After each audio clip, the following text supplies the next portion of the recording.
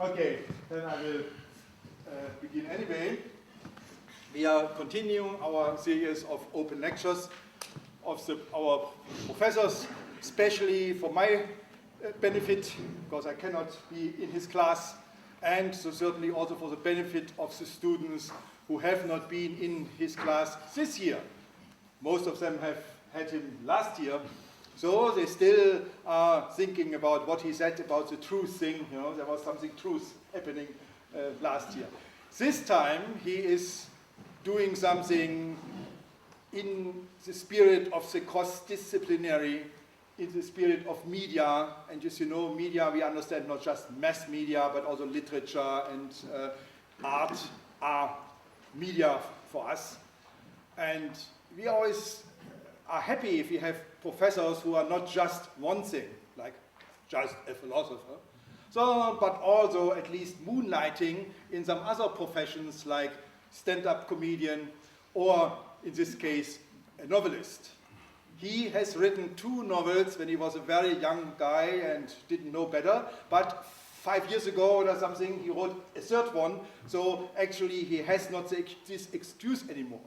So today he is going after himself by talking about prose as a philosopher, but with this weakness that he has been in prose himself. First, Alain Badiou. Thank you.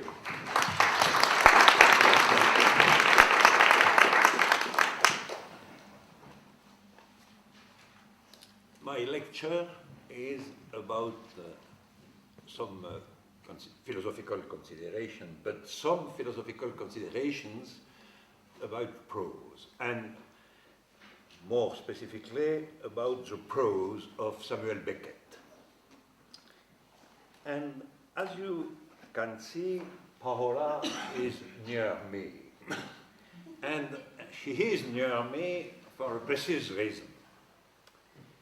In speaking about Samuel Beckett, my goal is to pay tribute to the space which lies between French and English.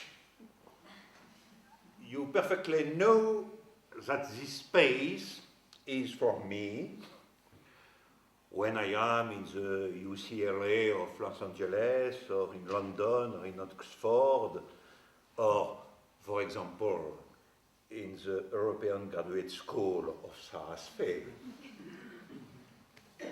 This space between French and English is for me a perpetual torment. To calm this torment, I examine the case, in fact, the unique case, of a writer who is a very great writer, a giant of contemporary literature, and who is as great in French that he is in English. This writer is, of course, Samuel Beckett, so it was for me a necessity, when I have to quote for you some lines of Beckett, to quote them first in French, with my voice, and after in true English, so not with my voice, but with the voice of Paola. Thank you very much, Paola, for saving English of Beckett of a disaster.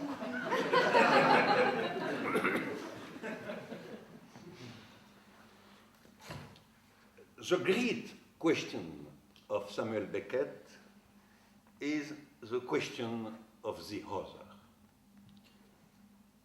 If I am not alone, if the solipsism is not the law of life, what are the conditions of the existence of the other? More generally, the question of Beckett is the question of the different figures of the subject in relation to the construction of the self, on one side, and on the other side, in relation to the existence of others. You have to understand that the fiction of Beckett is not a story. A fiction of Beckett is a fable about the relation between sameness and otherness.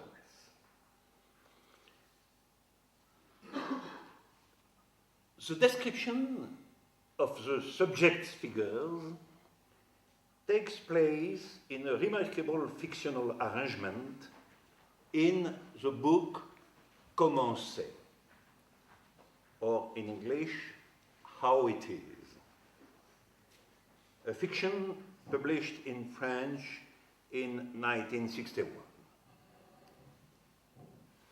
In How It Is, you have 4 subjective types, and they are as follows. First type, to wander in the dark with a bag. Second type, to encounter someone in active position, falling on top of someone, always in the dark. This is the so-called tormentor's position. 3, to be abandoned, immobile in the dark, by the one that is found. And 4, to be found by someone in a passive position. Someone falls on top of you while you are immobile in the dark. This is the position of the so-called victim. Such are the generic figures of everything that can happen to a member of humankind. One very important point is that these figures are egalitarian. In this disposition, there is no particular hierarchy, nothing that would indicate that this or that one of the 4 figures is to be desired or preferred. The words tormentor or victim should not mislead us in this regard. These figures are only the generic avatars of existence. They are equivalent, and this profound equality of fate authorizes the following remarkable statement. It's the quotation 1 in French. En tout cas, on est dans la justice. Je n'ai jamais entendu dire le contraire.